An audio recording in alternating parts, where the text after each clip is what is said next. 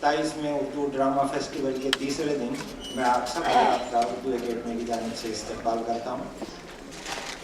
आज के ड्रामे को जनाब राजेश तिवारी, जैसा कि आप जानते हैं, वो थिएटर की एक जानी मानी हस्ती हैं। ड्रामे उन्होंने सारे हिंदुस्तान में घूम घूम के ड्रामे करते हैं। उन्होंने गालिब की ज़िंदगी पे भी एक ड्रामा किया था, उन्होंने रहीम की ज़िंदगी पे भी ड्रामा किया, रहीमन धागा प्रेम का, और गालिब की ज़िंदगी पे न होता मैं तो क्या होता। इसके अलावा भी उन्होंने बहुत से ड्रामे किए हैं और वो नौजवान नस्ल को अपने साथ लेके उनको अपने साथ शामिल रखते हैं। वो उनका बड़ा कमाल है कि वो एक थिएटर एक्टिविस्ट होने के नाते नौजवानों को अपने साथ ले रहे हैं। Trust theatre research unit for stage tours, trust का ड्रामा राजेश तिवारी की हिदायत में चौथी का जोड़ा।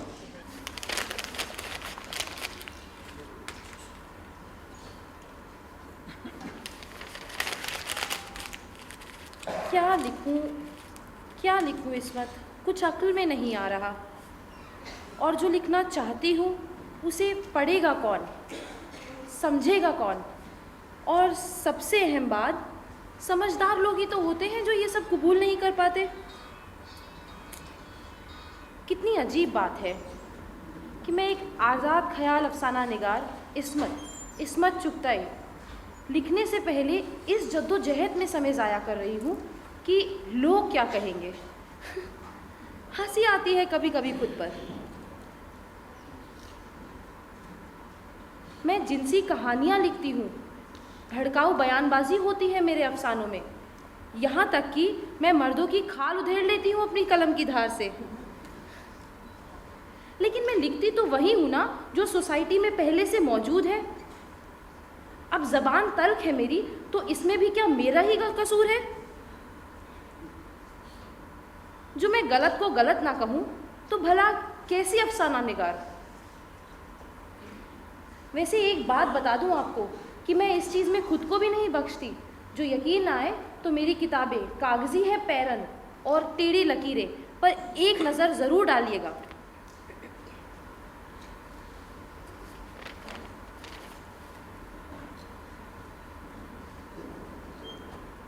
और हाँ, आजकल तो मुकदमेबाजी से तय होता है कि मैं सही लिखती हूँ कि नहीं। कचहरी में पढ़ी जाती हैं मेरी किताबें, वो भी खूब चटकारे ले लेकर। सोसाइटी की चीरफाड़ मैं करती हूँ, सही गलत को अपने अंदाज में पेश मैं करती हूँ।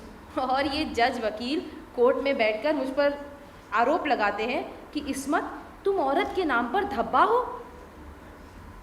लेकिन इतना बता दूँ कि ये जो धब्बे मुझ पर लगे हैं ना, ये कहीं ना कहीं आप ही लोगों के धब्बे साफ करते करते लग गए हैं।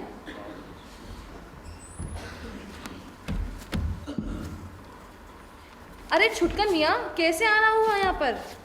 सब खैरियत तो है ना? जी आपा। अरे मियाँ, कहाँ चल दिए? सबब तो कहिए अपने आने का। जी अम्मा ने भेजा है, कहलवाया है कि। अरे नवाब साहब बोलिए तो। जी अम्मा ने मुझे किसी गरज से भेजा है। अरे मियाँ तो अर्ज तो कीजिए, तभी तो पता चलेगा ना आपकी गर्ज। अरे मियाँ खामोश क्यों है? खामोशी तोड़िए, कुछ बोलिए तो। मुझे दूल्हे मियाँ पसंद नहीं और ना ही आपा को। तो ये कहलवाया है आपकी अम्मी ने यहाँ? जी नहीं आपा, कान के झुमके, पाजेब और 700 रुपये मंगाए हैं। गहने निकाह होते तुरंत लौटा देंगे। पैसे मेहर के रकम तय होते ही अम्मा बता देंगी। मियाँ आपकी अम्मा क्यों नहीं आई यहाँ पर? आएंगी भी कैसे? झेप कैसे मिटाएंगी जो उधार देने वाले ने मुंह पर ही सीधा ना कर दिया तो? इसीलिए बच्चे को भेज दिया होगा। वैसे आजकल लोग इसीलिए बच्चों का इस्तेमाल करते हैं उधार मांगने के लिए, ताकि अगर उधार देने वाला ना कर भी दे तो ना सुनने की जलालत तो नहीं सहनी पड़ेगी। खैर छोड़िए। छुटकन मियाँ, आप ये बताइए, आपको दूल्हे मियाँ पसंद क्यों नहीं? जी एक तो वो दुहाजू हैं और दूसरे अब्बा मियाँ से सिर्फ 3 साल छोटे हैं। अच्छा छुटकन मियाँ, आप चलिए, मैं सारा सामान गुल्लू के हाथ पीछे पीछे भिजवा देती हूँ, ठीक है? ठीक है। वैसे ये छुटकन की आपा है तो खुद भी उम्र दराज, पर बेचारी के अरमान पूरे हुए भी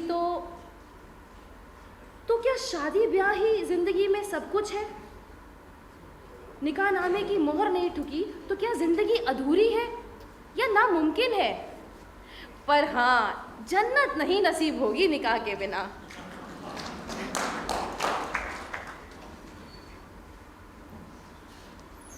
पर मैं इतना भड़क क्यों रही हूँ? इसमत बको मत। अगर भड़ास है तो निकाल डालो, उठाओ कागज कलम और लिख डालो आज एक नया अफसाना और अमर कर दो इस छुटकन की आपा को। पर इसका उन्वान क्या होगा? चलो लिखना शुरू करती हूँ। लिखते लिखते टाइटल तो अपने आप ही सूझ ही जाएगा। वाह, बहुत खूब। शादी ब्याह ये कैसा रहेगा?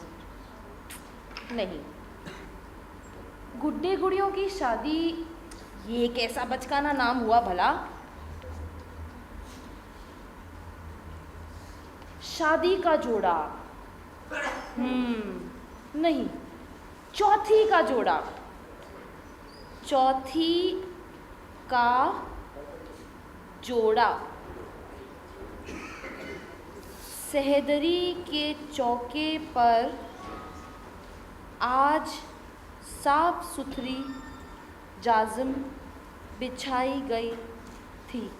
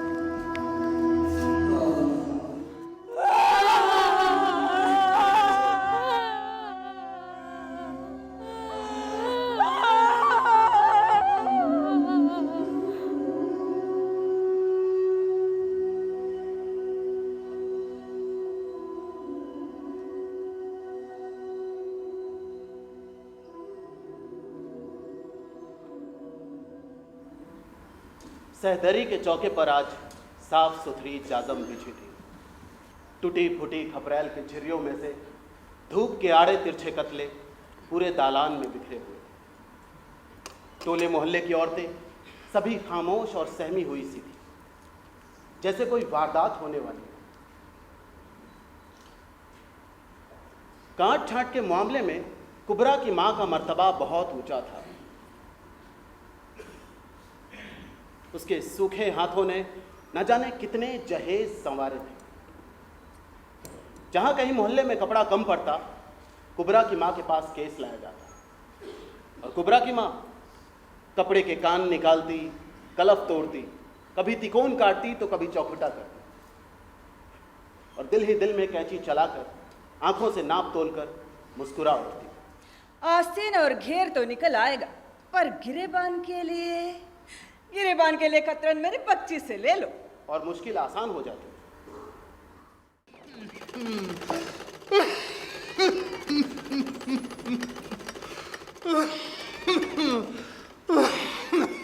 हमदा, रे अब्बा को खाना दे दे।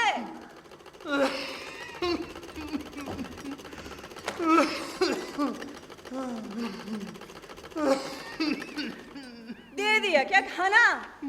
आपा को बोलो ना अभी, मैं बिजी हूँ जरा। ए लड़की, क्या काक बिजी है? बैठी ही तो है पलंग पर चौधरानी की तरह। तो कुछ सोच रही हूँ। सोच रही कि सपने बुन रही अपने दुल्हे मियाँ की। हाँ, इस घर में एक ही तो काम रह गया है, सपने बुनना और अरमानों में जीना, जो शायद ही कभी पूरे हों। आपा, अब्बू को खाना परोस दो ना।